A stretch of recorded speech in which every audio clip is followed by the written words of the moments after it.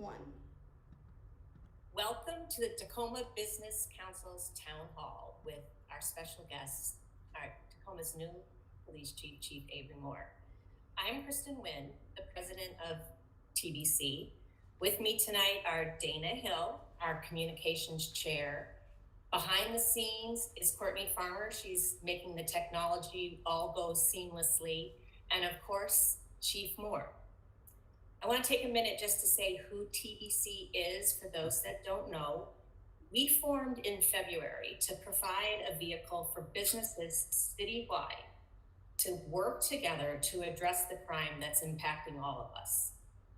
Conversations with city leadership, like tonight's conversation with the chief, are critical for our concerns to be addressed by the city.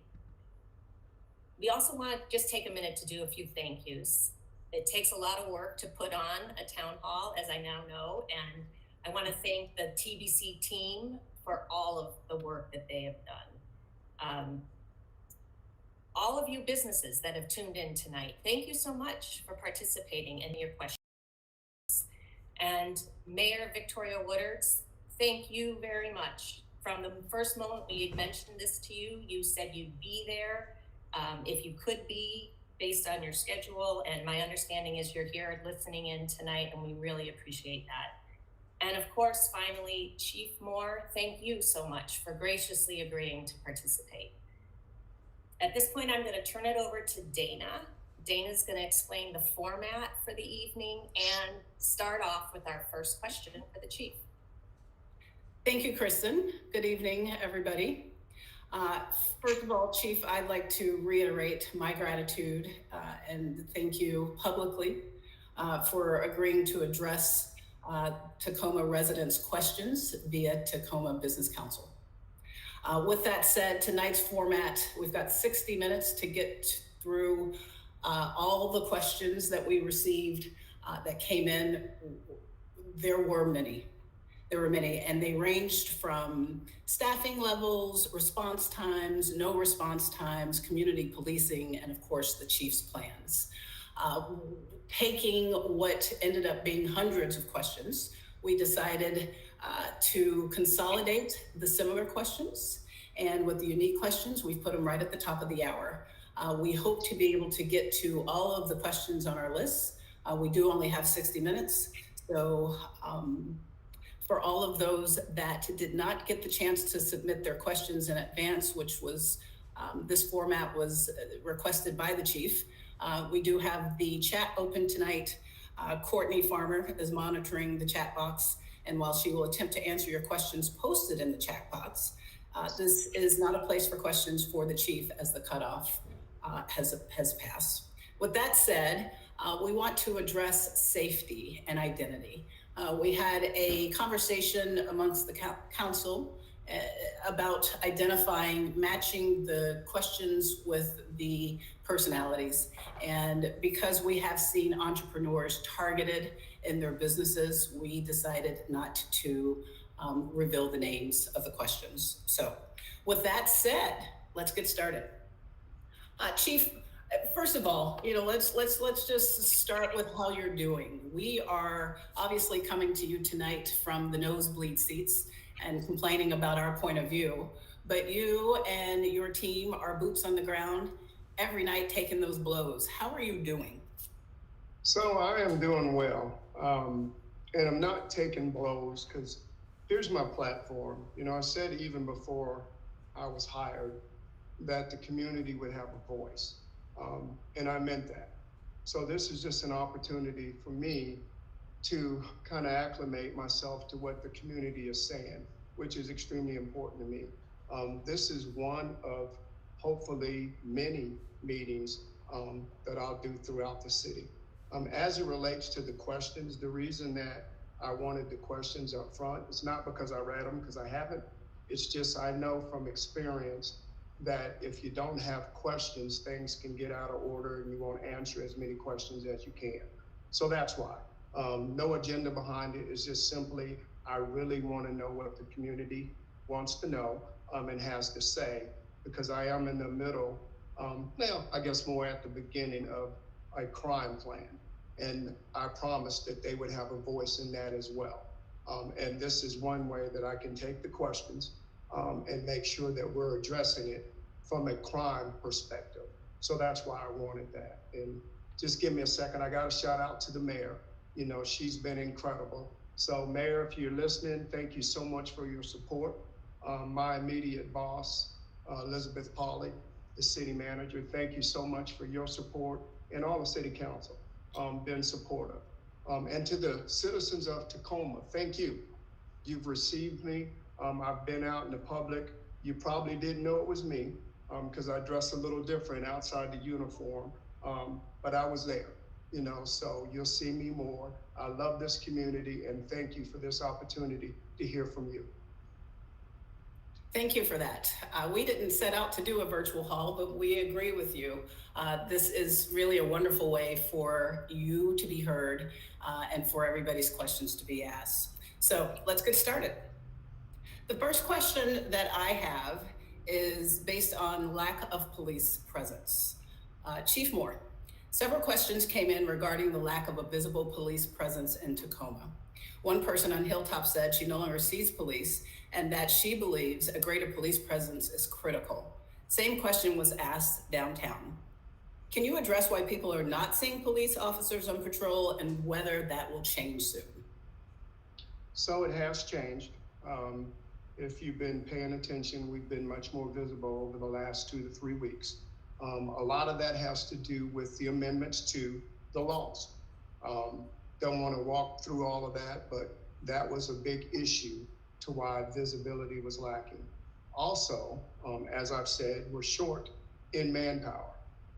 We're slated to have about 362 officers. We're minus about 55. So as you can see, if you were to put a percentage with that, that's pretty significant. But more so, you can measure the impact that that has on the police department as we respond to the needs of the citizens. Thank you. Kristen? Yep. So the next question came in about your plan, and specifically, do you have a plan to address crime, especially in light of the reduced staffing that you just noted? And also, we understand that you support community policing. If that's correct, can you explain what that means and how that will work here in Tacoma? So yes, I'm actually in the process of having a crime plan developed. And I use the word develop on purpose. It would be specific to Tacoma. It would be evidence-based, based off the data that we collect here from the city of Tacoma. We've just signed a contract approximately 2.5 weeks ago with professionals, crime analysts from the University of Texas in San Antonio. They are collecting our data as we speak. As I promised, the community will have a voice. So this is just one opportunity, but 2 more are coming. April the 20th, we will have 2 focus group meetings that will be virtual. I don't know who the participants are. I left that up to City Hall. But again, it will be the community's opportunity to provide insight that I value as to the crime plan and what it should look like. I'm actually going to present the crime plan overview to City Hall next Tuesday. So I'll be able to share some more specifics as it relates to the crime plan. But yes, we are developing one, and it has to be developed because it has to be one that we can actually do based on our manpower shortages, where they are, et cetera. So it will be a good comprehensive plan that will be scalable to our manpower issues. Great, thank you, Dana. Thank you, Chief. So the next question is related to property crimes being treated as real crimes. An entrepreneur asks, when are property crimes going to be treated as real crimes? And wouldn't you agree that $30,000 in broken windows is a real crime? Yeah, I don't really even know how to define what real crime is, because all crime is real, because you have a victim. The way we break it up in policing is violent and non-violent, but we never say this is a crime and that is not. So I don't want to address that part of it, real crime, fake crime. I don't really know what that means. But I will tell you this, the crime plan is going to be comprehensive. Our focus is going to be violent crime. And here's why. Violent crime has a direct correlation to property crime. And just over the last 3 weeks, whether it's been reported, and it probably has not, we've seen a decrease in crime, overall crime, by the tune of minus 43%, just this month alone as compared to last month. And we're doing that through high visibility. Again, the laws going back to what they were before allows us to be proactive in our policing, which we will continue to do. So property crime is significant.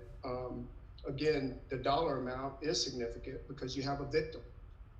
What I want to do is lessen our victims. The less victims we can have, the better it is overall for the city. So that's my goal. I don't like talking about percentages and numbers with the exception of having less victims. And right now, I'm proud to report over just this month alone, we have 23 less victims than we had last month, which may not sound that significant, but it is to me because we're talking about people. Thank you. Thank you very much. The next question that came in actually just on Sunday. This person wrote, Danny Westmead wrote an article in the Sunday Seattle Times discussing a Seattle City Council member who is changing his mind on his approach to encampments due to stats that he just received on crime. Quote, 18% of the gunshot incidents and 40% of homicides in Seattle last year were related to homelessness. And what the article said is that means either the victim, the perpetrator, the suspect, or the fact that the crime took place in a homeless encampment. Do you know what those stats are for Tacoma? And if it is true that there is an association between crime and encampments, what are the steps the TPD plans to take to address that aspect of crime? So as it relates to crime, our crime will be comprehensive based, and the evidence will show us exactly where the crime's occurring and where we need to be to address said crime. As it relates to those that are affected by homelessness, is there some crime that's going on within the camp? Yes. Is some of that crime outside the camp? Yes. Is it significant here in Tacoma? It's a matter of perspective. Again, I hate numbers, but since you asked me the question, we've had 14 homicides this year. One of them had to deal with homelessness. Last year, 2021, we had 5 of our 32 homicides, I believe it was. 5 of them had to deal with homelessness. And my point is that our comprehensive crime plan is going to be evidence-based and it's going to be specific to where the crime is taking place. We're going to identify it as grids. And what that is, it's going to be 330 feet by 330 feet. Layman's terms, about a football field. That's how concise and focused we're going to be as we address crime. So I'm not going to label a homelessness camp with being the, if you will, the perpetuator of all the crime in the city of Tacoma. I have no evidence to support that. I don't read what goes on in Seattle because I'm not in Seattle. So I guess it's good for them that they have their stats. But I have no evidence that says all of our crime comes from homelessness. Thank you, Dana. You bet. Thank you, Chief. So the next question is coming out of Hilltop.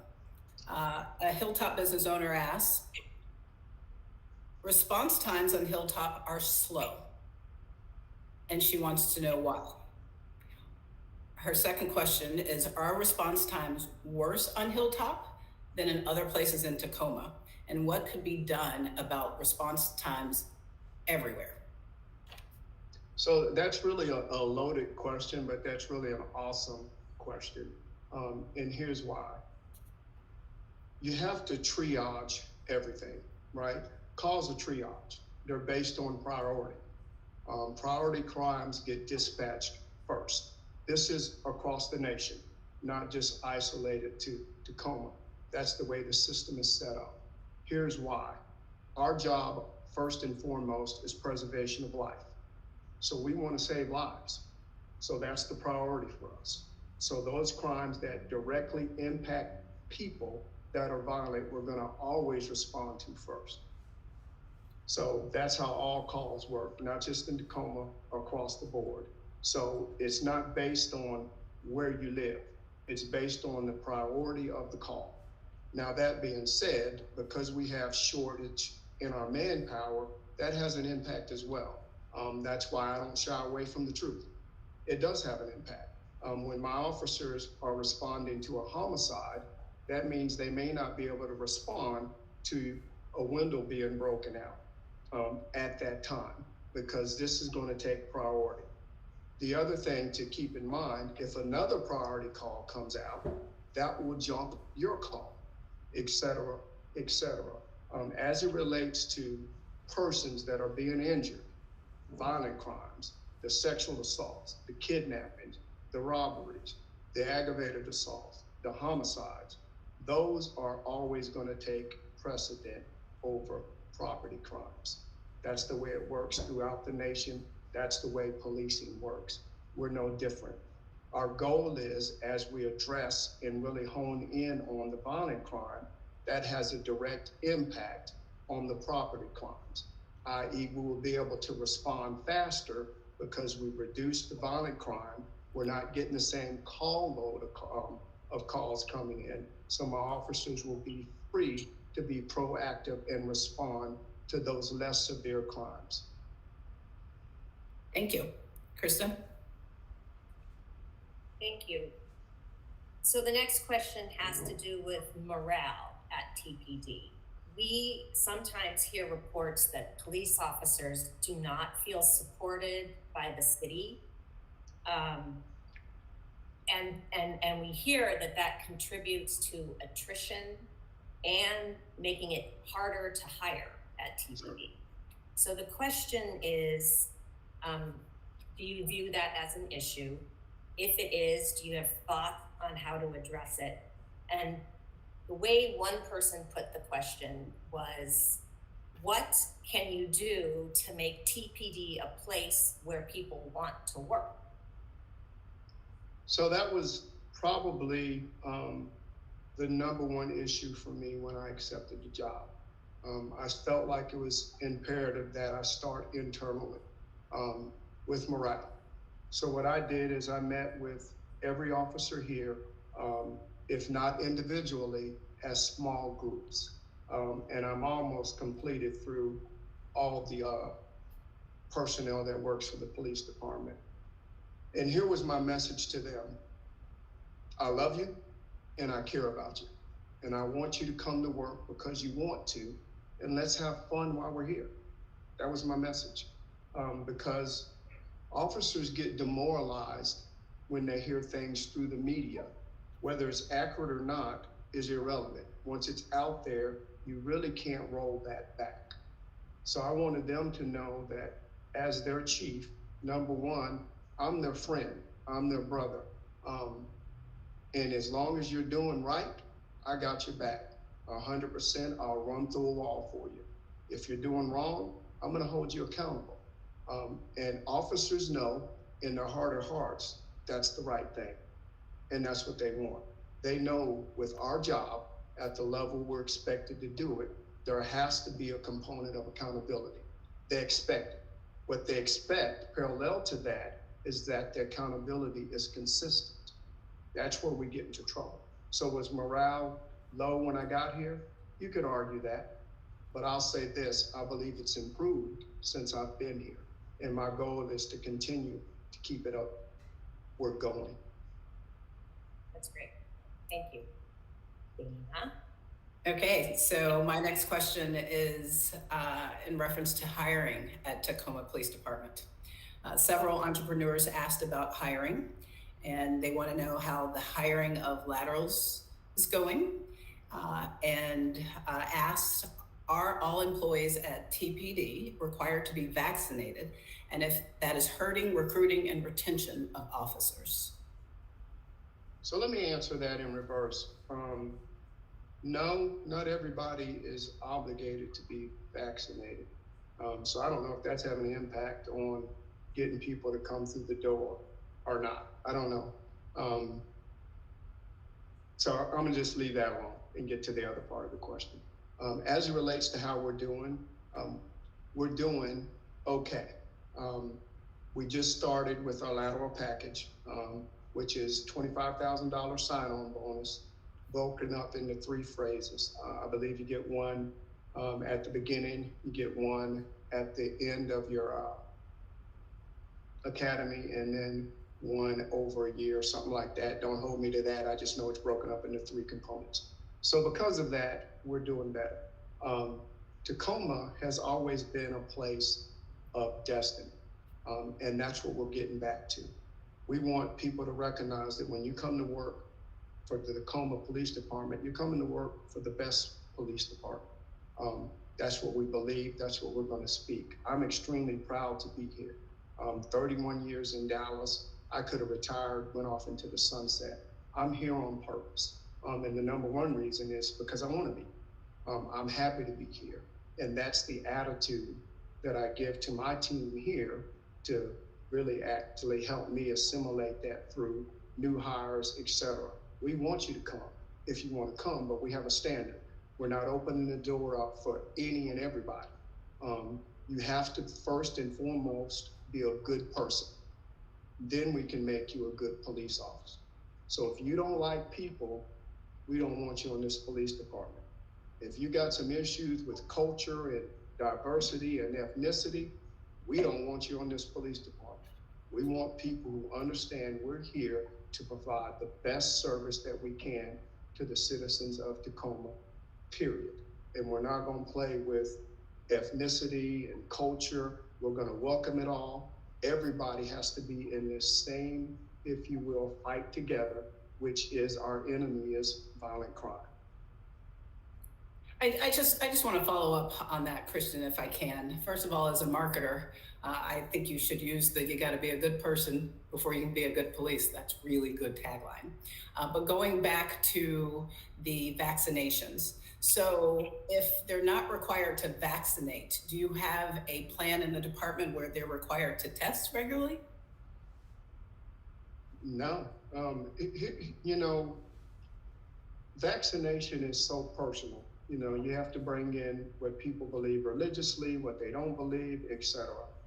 We follow the CDC recommendations here, and there is no CDC recommendation that mandates that you have to be vaccinated. That's number one. When we were mandated to wear a mask, we wore a mask.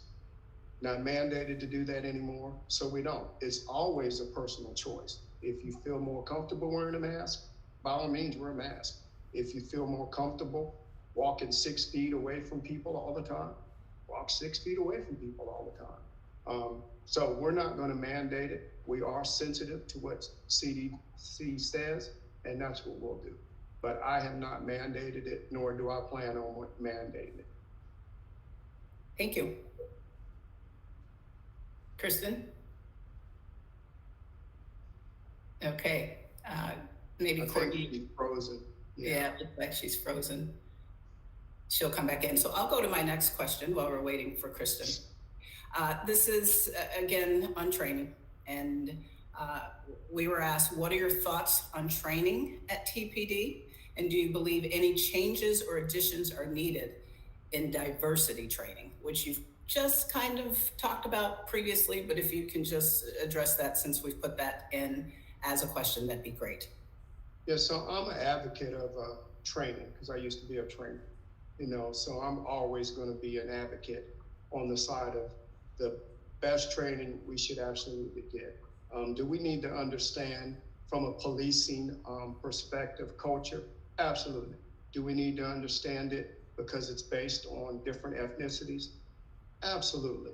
Will that hurt for us to train it? No, it won't. But the question I always have is, are we actually training it with the idea of getting a result, or are we just training it to check a box? I don't check boxes. So when we train, that's extremely important to me that the objective is met. So if you're talking about diversity training with the idea of those who have never been exposed to different cultures, having an opportunity to be exposed to those type of cultures, absolutely. Because I love culture. That's why I'm out in the public. And I can't wait for the weather to get more to what I'm used to so I can be out in the community more than I have been. But that's the whole point. You know, I'm about inclusion and not exclusion. And again, it goes back to that slogan you're going to use for the police department of be a good person. Absolutely. Okay, next question is effectiveness of police as an institution. An entrepreneur noted that 63% of Tacoma's budget, back to the numbers you love, already goes to public safety. And she asked if police are not responding to calls, do not solve crime, do not prevent crime, why not create a different model for public safety? And what are your thoughts on that question? So one, we do solve crimes, whether it's known or not. We have a 95% clearance rate on homicides, which is phenomenal, absolutely phenomenal. Why we don't talk about it is because we recognize that one life lost is one too many. So we're not going to be braggadocious. We have clearance rates that are very high for this city. Our detectives here, our police department work incredibly hard to be proactive, as well as to solve a crime when it occurs. And we do that on all of them. So those statements at the end aren't accurate. As it relates to the budget, we have a budget, the police department. We're not just solely public safety. There's more entities to public safety than just policing. Typically, we're the face of it, and we recognize that. But we do have a budget, and we take our budget seriously. It limits us in some things that we can do, but right now, we're working extremely hard for the citizens of Tacoma, and they need to know, even with the restraints of the budget, we're doing our best job, and we're going to get better. Thank you very much.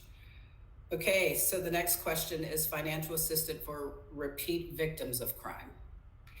An entrepreneur asks, are there funds available to business owners who are experiencing repeat vandalism and crime to tap into for helping to mitigate their costs? So that's not a question for me being the chief of police. That's really a question more for City Hall because they run that piece. I know that in speaking with the mayor, city manager, they're very sensitive to that. They recognize how hard it is for business owners, and I do too. And I do believe that the mayor and city council came up with the way where they were helping replace windows when they were smashed, et cetera. But that's their decision. I respect their decision, but that's not really a question for me. That would be better served and answered by them. Okay. Just because this was asked, and you can touch on it in reference to the lotto that was done for business owners who had their windows broken.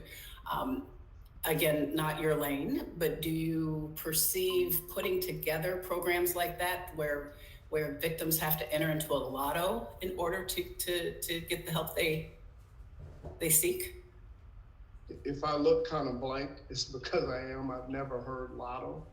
All I heard was that was a lotto.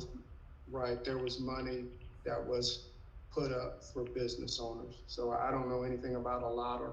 I don't know anything about that. So I really can't even give you, a legitimate response because I've never heard that concept before.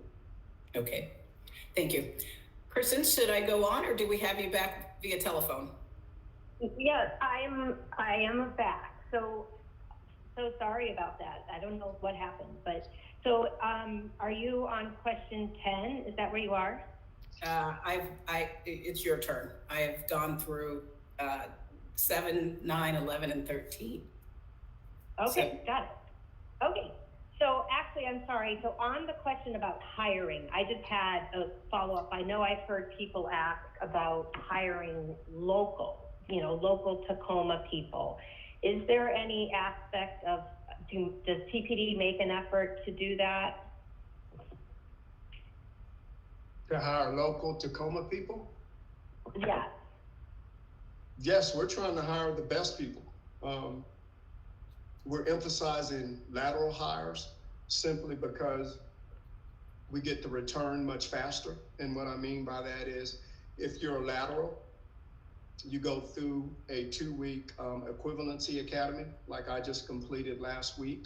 And then we give you about 4 to 5 weeks of internal training here, and you're ready to hit the ground. If you're actually from within the state of Washington, you don't even have to do the 2 weeks equivalency, because that's just to get you a license. You already have a license from Washington. So we would just train you 2 to 4 to 6 weeks based upon the person. And again, we're able to get you out on the streets faster. As it relates to recruits, they're in the academy about 5.5 months. And there is some pre-academy and some post-academy training that they do as well. But we're looking for, again, good people. We would love if you come from Tacoma, that would be great. But we're not limited it, nor are we excluding people from Tacoma. Our emphasis is good people. Great, thank you very much. So the next question I have is, there were several questions that came in on the root causes of crime. And the question really is there a long-term vision to fix the root of the problem? For example, drug addiction, severe untreated mental health problems, lack of prosecution, and questions that go to that. The other part of the question was, isn't crime really a poverty issue? And so how do we fix poverty? So it's a big question. It came in, so we're going ahead and asking it for you. Right, so don't want to make this about me, so I'll make this brief. I grew up poor, extremely poor. But I didn't go out and break the law. Right. So that's really disrespectful to people who don't have enough money or as much money as other people to say, well, because you're poor, you're breaking the law. So I don't agree with that at all. Me either, for the record. If we're going to talk about the root is singular. You named a number of things that I don't consider to be the root. I consider to be veins. When you talk health, sure, that's a vein. When you're talking about people who are less fortunate in the financial realm, sure, that's a vein. When you talk about drug addiction, I've mentioned this before, but I'm gonna start it the way I always do. I love my brother. He's my oldest brother. He's a drug addict. Because of that, he ended up in prison his entire adult life. I believe if he could have got some different resources, his life would be different. That's my belief. Doesn't mean I'm right, doesn't mean I'm wrong. It's simply my belief. When I think about the root to crime, it's a lack of love. We can pretend, but that's what it is. If we would actually do what we should be doing, loving each other, we wouldn't be, and this is across the country, I would say this anywhere, we wouldn't be where we are. It's a lack of love. So root, a lack of love. Is there a way that we can fix that? Absolutely, but it's going to take a we, not a me, not a I. We all have to be in this together. And we have to recognize the enemy is not people, it's crime. And if we can do that and keep focused on what we're trying to accomplish, then we can have an impact. But if we're confused about what the root is, we're going to continue to be aggressive in the wrong way towards people. And that's simply not the way that we're going to go. I'm big on us, I'm big on we, because I've seen it work and I know the benefits of it. I mentioned good people. We all have to be good people. We all have to legitimately care about solving issues and not just pointing the finger to certain groups. And again, I've been poor. It is an overrated experience. It's no fun not to have no food. But I didn't go out and break the law. So I disagree with that part. Kristen, can I just follow up on that? Chief, Yes, definitely. thank you. You mentioned your brother and you have been very candid about him in other interviews. This is my question, is there a police program where young kids under the influence and an environment of a life on track of crime, or that they can interact with the police and change the potential path of a life of crime? Do you have a plan for that to get them before it's too late? It's called focused deterrence. Absolutely. Kids are precious to me. And if there's ways that we can come up that they can still be held accountable, but not ruin their lives, for example, over racing and speeding. I believe I talked about this last week. It's not my goal to go out and arrest a kid who's racing and speeding, and the next thing you know, because of this incident, it's cascading and he's in prison and life just goes downhill. My goal is to have an impact on this kid and say, hey, this is the wrong route to go. Set up a system that we can all agree on, and now I'm talking specifically to local government, that we can all agree on to help this kid make better decisions before he makes a decision that he no longer has the right to make decisions for his life anymore. So that's the goal. I'm big on first offenders having an opportunity to do better, to get the resources they need to make better decisions, starting with kids. But I also extend that to young adults. When I was in college, I didn't break the law, but I wasn't developed up here the way that I am today. And my point is that, if there's systems out there that could help, why not have those systems? Everything can't be just throw them in jail and throw away the key. It's not the answer. It's never worked, and it never will work, because that's not the answer. So to answer your question, yes, I want to bring some first offenders, some focused deterrence programs here, but it's going to take all of us again. None of my planning is isolated just to police. It really is an emphasis on us and we have to be willing to put our money where our mouth is. Fantastic. Thank you. Kristen? Sorry, I'm here. Thank you very much. So the next set of questions have to do with advice for victims of crime. One question was, are there security measures you recommend that that victims could put in place that are effective and not dangerous for the employees themselves? And that's a pretty general question, but that is the question. Yeah, I wish they would have been a little more definitive about victim, because there's different victims for different offenses. Right. So as it relates property to crime. Property crime. Yeah. So property crime, a lot of it has to do with what I do when I visit business. I look around and I see what kind of lighting they have. I see how secure their parking lots are. I see what kind of door locks they have. I see if they have things that are blocking view from outside. Because all of these things are when, you used to hear that thing, he was staking out the business. That's what he's doing. He's looking at what your security package actually looks like. Do you have cameras? Are your locks good? Do you keep money in overnight? If it's car lots and people drop their cars off to be repaired, do you keep the keys there? Or do you have ways that you take the keys with you? So those things are what I call just safety tips that we're going to start putting out more than what we have been, just to help victims of property crime, help us help them. It's that old saying, if you see something, say something. But you got to know what to look for to see, right? If things just look normal to you and you don't know until weeks later that your place has been broken into, doesn't really help you at that time. So those are things I think that a person who's suffered a business loss should think about, because the idea from a criminal perspective is they don't want to be caught. So if they know that you have all these ways, lighting, camera systems, the door's too hard to get into, you have nothing in your business that's of value that they can readily get to, those are things that deter criminal behavior.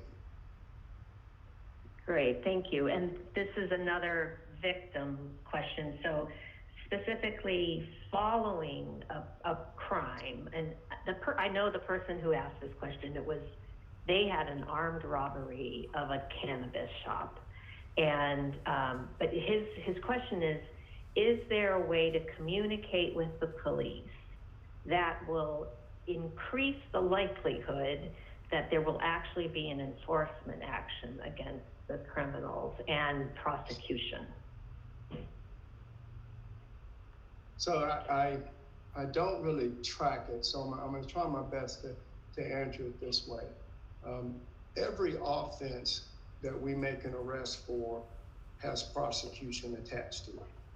So we're not arresting people and releasing them. That's not our job. Our job is to make sure we have probable cause to make an arrest, and we do, and take them to jail. Then there's the judicial branch that does the rest of it, as far as the prosecution, how long they're going to be in jail, how long they're going to be fined. The police have no control of that. Our job is to make the case, give the evidence over to the prosecution, the judicial system, and they take it from there. So I hope that answers your question, but I wasn't really tracking because it sounded like we were given more authority than what we actually have. No, so he actually, this person I know has the idea of creating a document that victims could fill out to help them make sure they provide all the information needed to the police. And I guess, do you think that would be helpful? Yeah, I think that would be helpful. Absolutely. The whole idea is that, you know, if you don't feel comfortable for whatever your reasons are in speaking to the police when we're there, I get it, because a lot of people don't want to be seen talking to the police. But if you want to come back later and talk and write out a statement and send it in a mail, yeah, I mean, it won't hurt. We do have to vet it to make sure it's accurate and based on the law, but that won't hurt at all by any means. We're not in the business of turning down help. So if you're going to help us being a good witness and giving us the evidence that we need, we'll take it.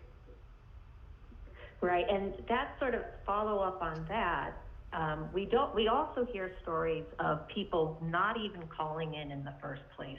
There's a defeatist attitude of nothing's going to happen, so why would I call? So that's one reason some people don't call. And then we also hear stories that there's a cultural reluctance. Your answer made me think of this, to report crime to the police. Is there anything that you can say about that, or any plan to work on to help people feel comfortable reporting crimes? Yeah, I'll just start with this. And I'll just offer an apology, because this is not just for Tacoma, this is across the nation. We're sorry that you don't feel comfortable calling us reporting crime. Typically, there's a history there from either where they're from or an encounter that they had here. Don't want you to feel that way in Tacoma. We want to know what you're a victim of, because we want to help. And just because you don't see the work being done, the work is being done. We have an outstanding police department, and our detectives, their sole purpose is to solve the offense. That's why they became detectives. They don't want to have all these cases and solvable rate is 0. That is not their goal. They want their solvable rate to be high, because that's how we bring some sort of justice to the victim, and we take that very seriously. Great, thank you. So the The next question on my list is really relates to prosecution and the jail. And several questions came in. One was, why do people with multiple offenses keep getting let out of jail? So again, that's not really a chief of police policing question. It's better served by talking to the prosecutor and the jail. But because I have a great relationship with them, I will tell you this. There's a such thing in this country, and I'm not being facetious, I'm not trying to be smart, called the Constitution. Everybody has a right to reasonable bail. So just because you're arrested doesn't mean we have the right to put you in a cell and throw away the key. That's not how this country works. Everybody has the right to go before a magistrate, and he has the right, the sole right, to say, based on his criterion, this is how much your bail is. If you can meet that bail amount, you get out of jail just like everybody else. That's how the country works. There are some offenses that he can say there is no bail, so you stay in jail. But it's all based on the Constitution. Yeah, that makes obvious sense. Thank you very much. Another question has to do with the jail and the fact that it's been widely reported that for a period of time, and what the reports were, that it was related to COVID, that the jail was not holding people that TPD brought to them. Is that situation still going on? Is that being fixed? What's the status of that? So, we talked about the vaccination a few questions earlier, and I mentioned that we follow the recommendations, the mandate of CDC. So does the jail. I've had just tremendous conversations with Chief Jackson, and they have to follow what CDC says. So because of that, she couldn't receive a lot of offenses that were considered minor. The problem is that it's been reported as if she's letting axe murderers out and she won't take them. Never been the case. Violent crimes, she's always taken. Unfortunately, when the governmental interest is lessened based on the severity of the crime, she had to be considerate and follow the CDC rules and regulations. So she has since made some modifications based on CDC recommendations, which allow her to do that. So she'll release that, I think, in the next few weeks in my last conversation with her. But when it comes to violent crimes, she's never said no as it relates to people being booked in jail. Now, the other side of that, again, once they're in jail, doesn't mean they're going to stay. They have the right to bail. And again, we forget that at times because the story is not as juicy that way. But if a person makes bail, you can't be mad about that. That's the system. That's how it works. And that's why it's called the Constitution of the United States of America. So the last question that I have is, it's a simple one. Will traffic violations be enforced again soon? So what do you mean by violations? Well, honestly, that's how the question was asked. But again, I think it's the perception that that police, I know I've certainly heard it said, do you really think anyone's going to stop you for speeding in Tacoma? And, and everyone laughs. And so there's a perception that those kind of, crimes, more minor crimes, are no one cares about them. Is that accurate, and is that going to change? Yes, as I mentioned earlier, the laws have been amended to where we can actually be proactive, and that's what we're being now. The idea is if you pay attention at all to fatalities. The main contributor to fatalities as it relates to traffic is speed. That's a main component. So as we get properly staffed, as we get our crime plan, we will become more proactive, high visibility, and policing in the right way. Chief, I have a question while we're there. Obviously you have a plan. Obviously you're putting your plans in place. You're getting the proper statistics so that you're not guessing. You're working with all of the right people, and community is your goal. But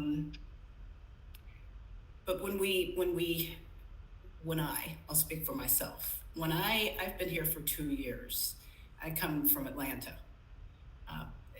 And I don't know, and you probably do, I don't know that Atlanta has the type of retention problem that TPD does, but I was shocked not to see the police presence, and now I understand that is because we're short on police.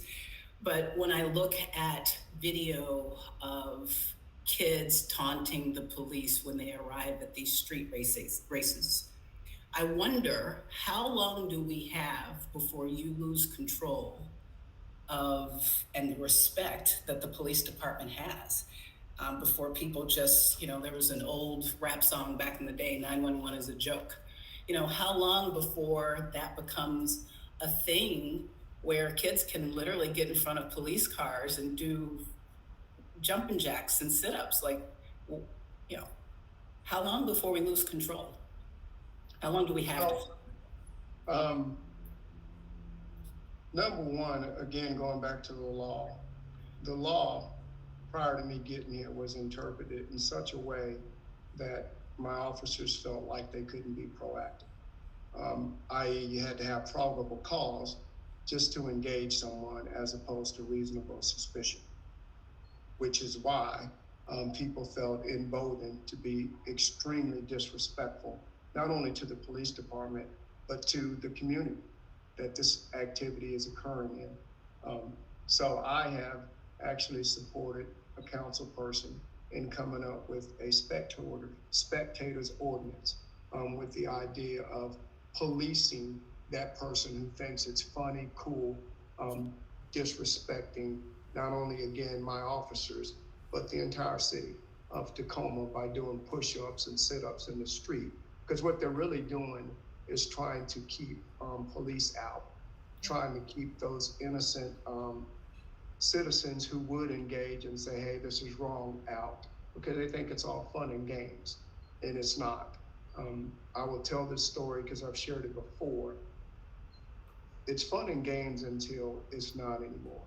And the story I'm going to share is about a lady who was on her way to work. Her son was driving her, racing and speed's going on, she's stuck in traffic. So she decides to get out and just walk the rest of the way. As she's walking, the driver lost control of the car, ran over and killed her. She will never, ever get her life back. Her family is completely devastated, and it's all because someone thought it was cool to drive a car in an area. The car's not designed for that. The area's not designed for that, and people are losing their lives. That's why it's not funny to me.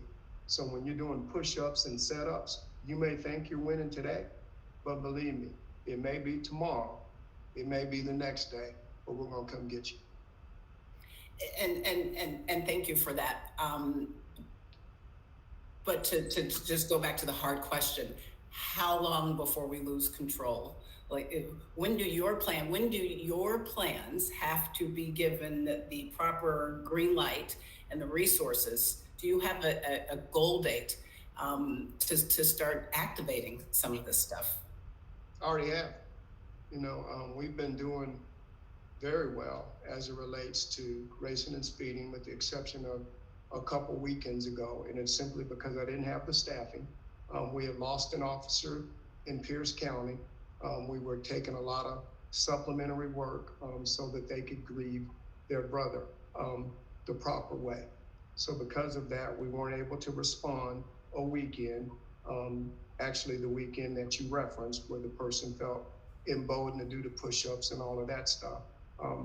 But outside of that, probably for the past month to month and a half, we've done well as it relates to racing and speeding. We have a plan. We've enacted that plan. It's not gotten rid of racing and speeding, but we are having an impact. So we don't consider at all throwing up our hands in defeat and walking away. This is a serious issue. It's about quality of life. And again, when people start losing their lives, it's not fun anymore. So we're not ever going to give up. Our goal is to stop it. We don't want it here in Tacoma, but we have slowed it. And we're really proud of the work that the men and women of my department have done. Thank you very much. We are at 6:26. We might have time for one last question, which is, I have read in the paper about a joint task force formed between King County and the city of Seattle, where they are focusing on high repeat offenders. And I'm wondering if the city of Tacoma and Pierce County are going to do something similar, where you're focusing your energies on the repeat offenders that we know are causing a lot of the problems. So I'm just going to give you a one-word answer. Yes. Okay, that's perfect. Well, once again, Chief Moore, thank you so much. This has been an amazing evening, really, really helpful for, I think, everybody that chose to, join us tonight. Really informative, and we appreciate your time. And it's the end of the workday, and I know it's hard, so thank you.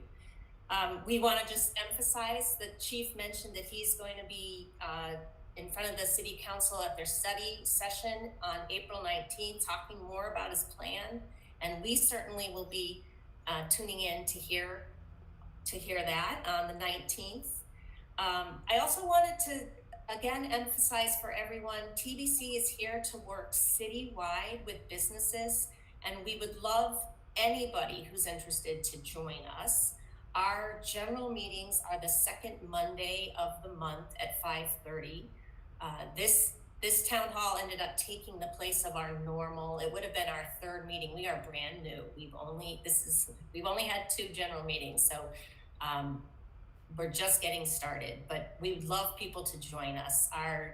If you want to join us, go ahead and send an email to info@tacomabusinesscouncil.com, and everybody on that list gets a notice of where our next meeting will be. And we're moving around the city. So far we've done South Tacoma, downtown, and we are looking for the next place for our May meeting.